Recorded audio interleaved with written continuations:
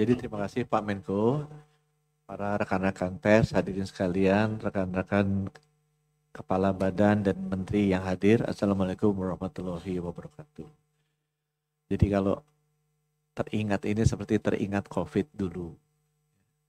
Tadi yang kita bicarakan khususnya dari pengawasan adalah kita ingin melakukan standarisasi dari laporan dan angka-angka.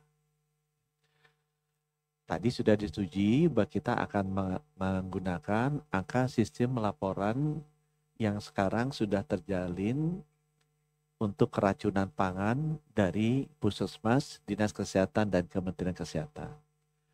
Angka-angka itu setiap hari ada, setiap minggu ada, dan nanti angkanya akan dikonsolidasikan bersama antara Kemenkes dan BGN. Dan kami harapkan mungkin nanti kita akan berkoordinasi dengan Badan Komunikasi Pemerintah kalau perlu misalnya ada update harian atau mingguan atau bulanan yang seperti dulu kita lakukan pada saat COVID, itu kita bisa lakukan. Jadi itu yang pertama ya.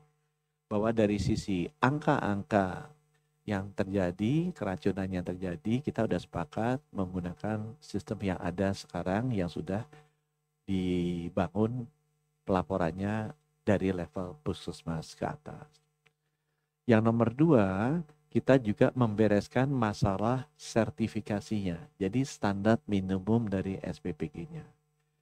Kita juga sudah menyepakati tadi bahwa BGN akan mewajibkan sertifikasi layak hygiene dan sanitasi dari Kemenkes. Kemudian ada satu lagi yang proses apa Bu namanya?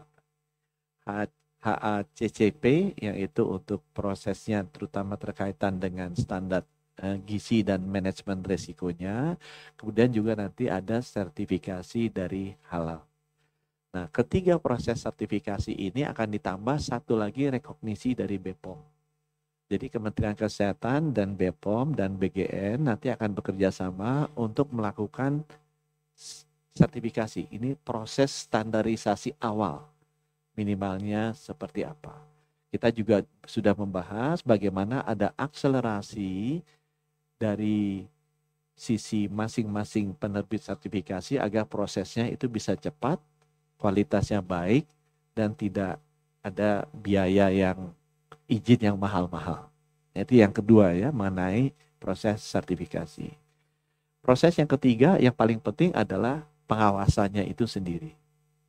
Nah, kita sejak meeting hari Minggu kemarin juga sudah berkoordinasi dengan Pak Mendagri nih. Langsung hari Seninnya kita kumpulin seluruh kepala daerah, kepala dinas kesehatan untuk mendiskusikan bagaimana kita bisa membangun sistem pengawasan yang komprehensif.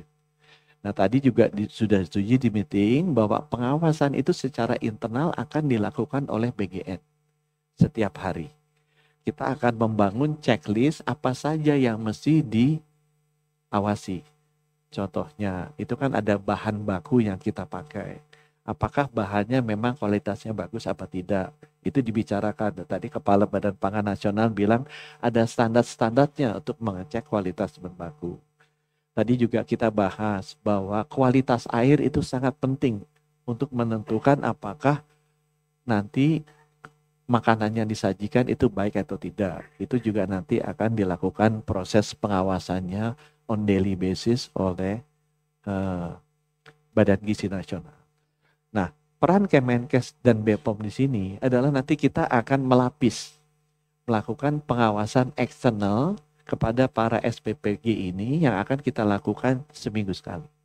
Jadi nanti Kemenkes, kemudian Kemendagri karena aparatnya ada di bawah Pemda dan BPOM akan membantu BGN yang melakukan pengawasan internal setiap hari, kita lapis dengan pengawasan eksternal setiap minggu.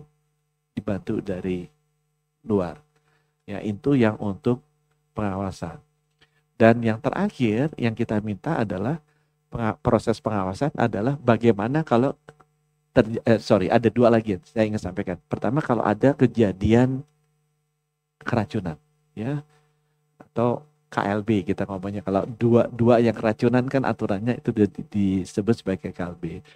Itu di tempatnya Kemendagri sudah mengeluarkan aturan gugus cepat yang isinya adalah teman-teman dari Dinas Kesehatan, Rumah Sakit Umum Daerah, sekolah-sekolah, upaya kesehatan sekolah, dan juga dari Kementerian Kesehatan. Kita ingin memastikan kalau ada kejadian luar biasa, itu bisa ditangani cepat oleh para puskesmas, hasilnya diperiksa di laboratorium kesehatan masyarakat, dan kalau ada yang perlu dirawat, segera dimasukkan ke rumah sakit. Kemudian yang terakhir, yang terkait dengan pengawasan yang tadi Pak Menko sampaikan, kita juga ingin melibatkan unit terbesar penerima. Karena pengawasan itu selain pengawasan di produksinya, juga harus ada pengawasan di penerimanya. Dan di sini unit penerima yang paling besarnya itu ada di Menteri Dikdasmen. Beliau tuh punya sekolah sama madrasah 200.000 lebih ya Pak Menteri ya. Lebih. Menteri Agama ya, tapi kalau di Bapak tuh 200 ribuan lebih ya saya ingat ya sekolahnya ya. Oh, 450.000 kalau saya salah. Jadi kita juga akan melibatkan sekolah-sekolah penerima dari makanan ini untuk bantu melakukan pengawasan sebelum itu dimakan. Dan kita akan berkoordinasi dengan Pak Menteri Mendikdasmen agar kita bisa memanfaatkan upaya unit-unit kesehatan sekolah, upaya kesehatan sekolah di seluruh sekolah-sekolah di bawah beliau untuk bisa membantu mengawasi.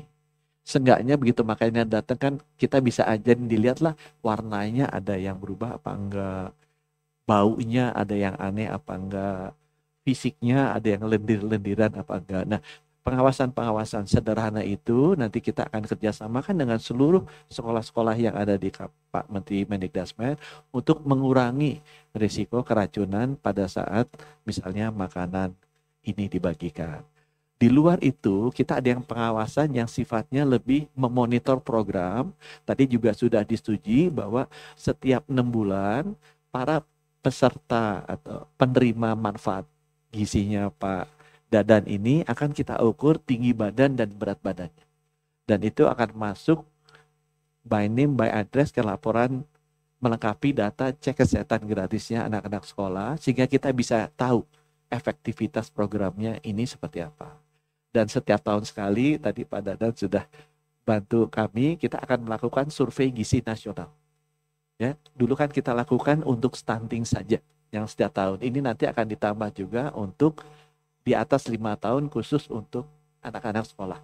Sehingga dengan demikian kita bisa melihat perkembangan status gizi seluruh anak-anak kita, dan kita akan menggunakan itu sebagai masukan untuk kebijakan-kebijakan yang nanti akan kita lakukan. Jadi Pak Zul, kalau saya boleh sampaikan, itu bidang pengawasan yang nanti akan dilakukan antara koordinasi antara Kemenkes, Kemendagri, BGN, dan juga BPOM. Kami kembalikan ke Pak Zul mungkin untuk topik-topik lain. Terima kasih.